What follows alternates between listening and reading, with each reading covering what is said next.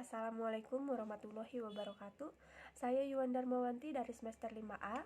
Di sini saya akan mereview kembali materi perkuliahan metode penelitian hukum yang telah disampaikan oleh Ibu Profesor Dr. Hajah Heni Nuraini SHMH beserta asisten dosen Muhammad Rendi Aridayandi SHMH. Dan di dalam pertemuan kali ini telah membahas tentang memasuki lapangan. Yang pertama, menentukan lokasi situasi sosial. Dalam penelitian naturalistik, peneliti harus mengumpulkan data dalam situasi yang sesungguhnya. Oleh karena itu, peneliti harus turun sendiri ke lapangan dan harus berusaha untuk dapat memasuki lapangan. Langkah utama dalam memasuki lapangan adalah memilih lokasi atau situasi sosial yang ragam atau macamnya tergantung dari tema dan metode penelitian. Pada umumnya, situasi sosial mengandung 3 unsur, yaitu yang pertama tempat, yang kedua pelaku, dan yang terakhir kegiatan. Tempat yaitu tiap lokasi di mana dilakukan penelitian. Yang kedua pelaku, semua orang yang berada di dalam lokasi penelitian. Kegiatan, apa yang dilakukan dalam situasi sosial. Berbagai situasi dapat berhubungan, misalnya yang pertama hubungan itu terdapat karena kegiatan-kegiatan berlangsung di lokasi yang sama. Yang kedua, hubungan dapat juga terjadi karena penelitian hanya dilakukan oleh satu orang saja. Yang ketiga, hubungan dapat pula terjadi karena fokus pada satu kegiatan.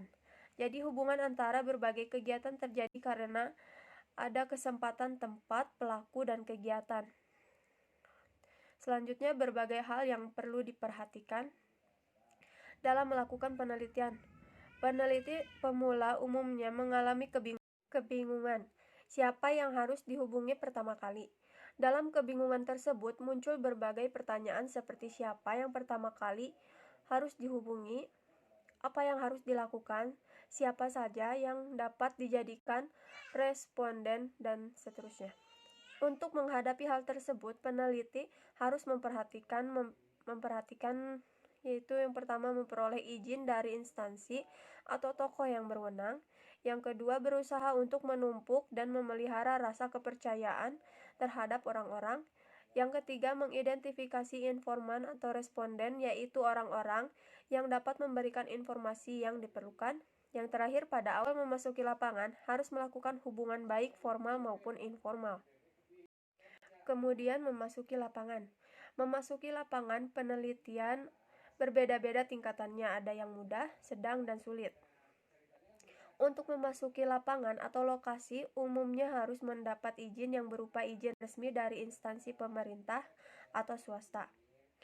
Izin dapat berupa lisan atau tertulis, tergantung dari kebijakan pengambilan kebijakan di lapangan atau lokasi penelitian. Selanjutnya, sikap peneliti. Peneliti bukanlah inspektur atau orang istimewa yang harus mendapatkan pelayanan khusus, melainkan sebagai orang yang sedang dan akan mencari data guna kepentingan tertentu atau skripsi. Selanjutnya, usaha untuk mengadakan hubungan baik. Peneliti di lapangan hendaknya memperhatikan penampilan diri, jangan overacting dan ingin diperhatikan, merasa tinggi hati atau sombong atau angkuh, sehingga menimbulkan antipati bagi masyarakat setempat. Peneliti hendaknya tetap rendah hati, rendah diri, murah senyum, dan bersahabat. Dalam menentukan informan atau responden, hendaklah memilih orang yang berkompeten, banyak pengalaman, dan mengetahui tentang data-data yang akan dikumpulkan. Oleh karena itu, harus hati-hati dalam menentukan informan. Dibutuhkan informan yang jujur dan tidak mempunyai maksud tertentu secara pribadi, karena data yang diperoleh harus diolah secara snowball sampling. Sekian review dari saya. Wassalamualaikum warahmatullahi wabarakatuh.